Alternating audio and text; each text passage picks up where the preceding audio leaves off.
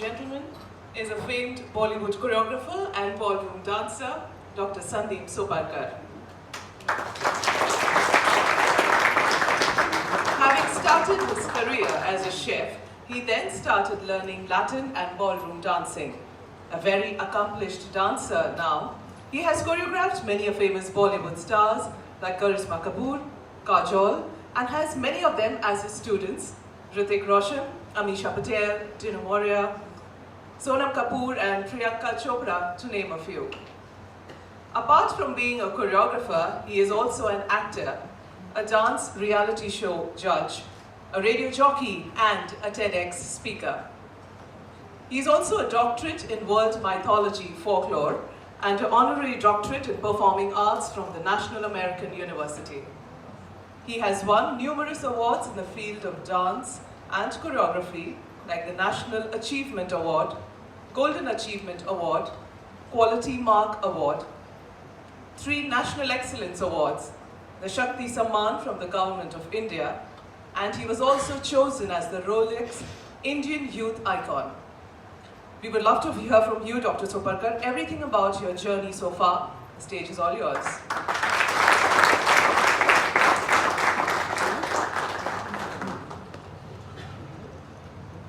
Good afternoon, everyone, and first of all, thank you so much, sir and ma'am, for this warm hospitality and this wonderful day, and the one we had last evening. It was absolutely amazing. The band was brilliant. They played some great music, and I'm sure you agree with me to that. So thank you for this great time here. I am coming here the second time. First time I was here some 25, 30 years back, because my brother was also in the Navy. And I also come from an army background. My grandfather was the first doctor in the Indian Army, a gynecologist. And my father was in the army, my brother is in the Air Force, the other brother is in the Navy. So I have everybody from the armed forces.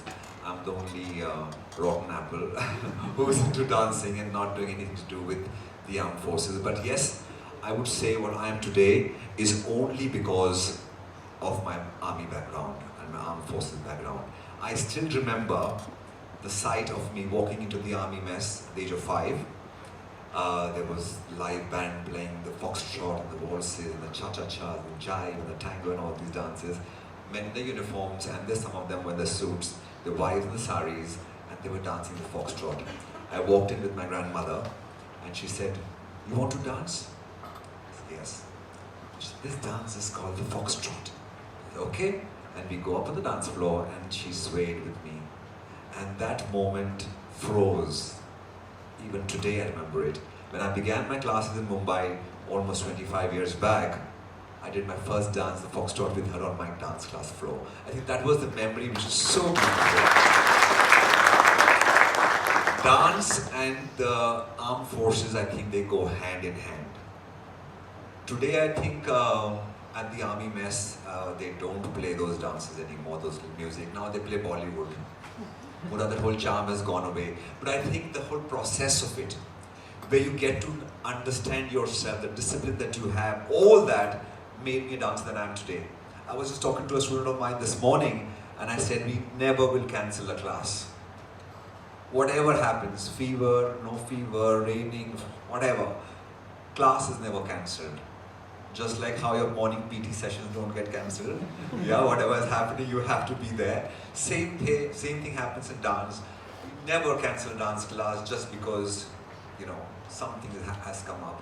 So these certain discipline in life only came in because of the armed forces background. And I want to thank all of you and everyone who's involved with it to make me who I am, because it would never been possible if it wasn't for the armed forces and the entire background that we go through. I think the second important part about my journey of getting a PhD in world mythology was again because of the travel that we had. Every few months, every few years, we would post it out and we go to a new place, new city, maybe a very, very small town. And my father also got some international postings because of being in the as a military attaché. So because of that, again, you go to different places and you get to understand the culture, the food, the clothes. And he had a rule with all of us that every Sunday, every Saturday, Sunday, whatever was there, we would have to go out. You have to take your car, take the jonga, whatever there may be one ton, and just go out, and you have to see the place, experience the food, learn the dances, get hold of the fabrics. My mother was very fond of lovely saris that you ladies wear, the jewelry that you let you experiment with. Like I see one of them sitting in traditional wear. Like she was very fond of it, just like you ladies. And I think that is what made me understand that we need to, most important part of a human being is to understand our culture. Yes, you might have a uniform all the time, but we are rooted, and that is what is most important. And that rooting of things made me understand I need to go and learn things. And I would go to every city, I would go to every state, I would go to every country he was visiting and go and learn the dances. That made me enrich myself as a person and also as a dancer.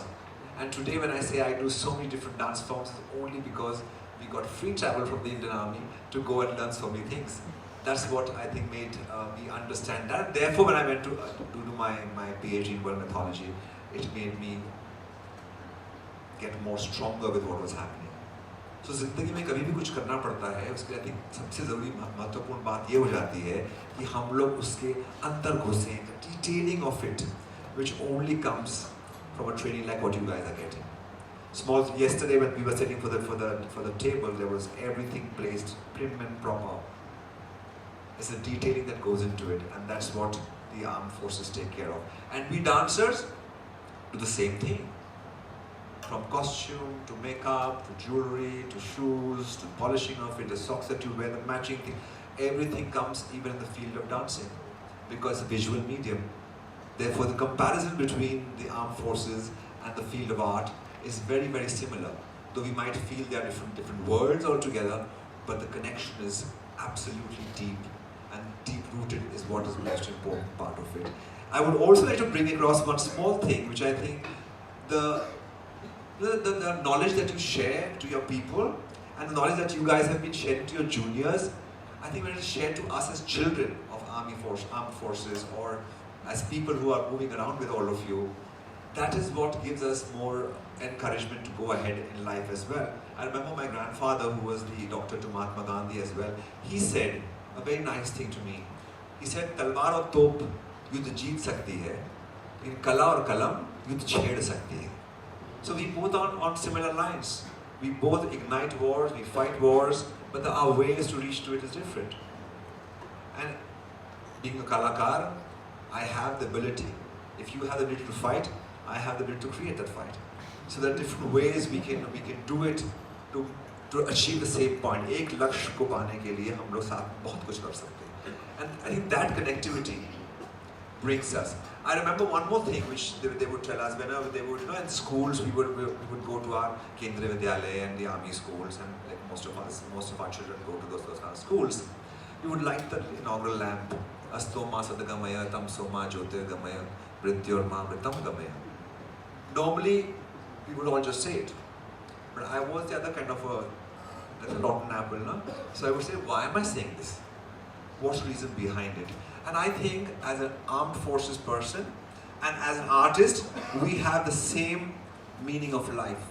Take me from ignorance to truth, take me from darkness to light, and from death to immortality. Correct? That's what the meaning of the shloka is. And what do the three places we can achieve that? One is through armed forces. After you die, immortality, if you do something really big for the country, people remember you all your life, even after you've gone. Second one, an artist. If you do some great work, you're remembered forever. And the third one is politicians, and I don't think today many of us want to be politicians, because I think तालमेल की खराबी है जरा politics में आजकल. They all should be dancers actually. They're better artists than what we are. But so there are three places where we can actually achieve what we want to achieve, the immortality that we talk about. So बचपन से ये बात बताई गई थी. तो उसको achieve करने के लिए एक आर्टिस्ट बनना, जहाँ पे आप इतना करके जाइए कि people should be able to remember you. There are certain small things I think which will never leave me, and all the training and all, like I keep saying, everything given to me by the armed forces. Otherwise, I would have never been standing here. I would have never even come to a place like this if it wasn't for what came across in my life because of my background. A third thing that I would like to also bring across to all of you, which is very, very interesting, and it was told to me that when we are dancing, it should create happiness in life.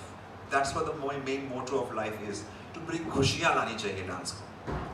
एक बहुत प्रसिद्ध लाइनें हैं कवि की, which says दुख में नाचो सुख में नाचो जीवन है ताता थैया रे, दुख में नाचो सुख में नाचो जीवन है ताता थैया रे, कौन रे जाने कब उड़ जाए सांसों की सोन चिड़ैया रे.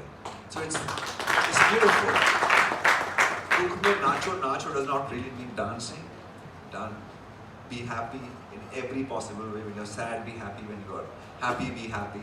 I think dance to me creates that. That is why it's important for all of us to dance. Before I say bye to you, I want all of you to dance with me. Will you? Yes. I only say 2 people say yes. Yes or no? Yes. Super. Let's do sitting there in your place. We'll do a little hand action. Okay? This poetry just told you. Let's do it on that. So let's do. Dukh pe nacho. Come on, all of you, hand. Dukh mein nacho.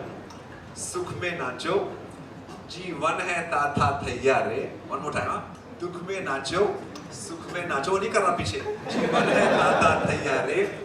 कौन रे जाने कब उड़ जाए सांसों की सोन चिड़ैया रे. Thank you so much, everyone.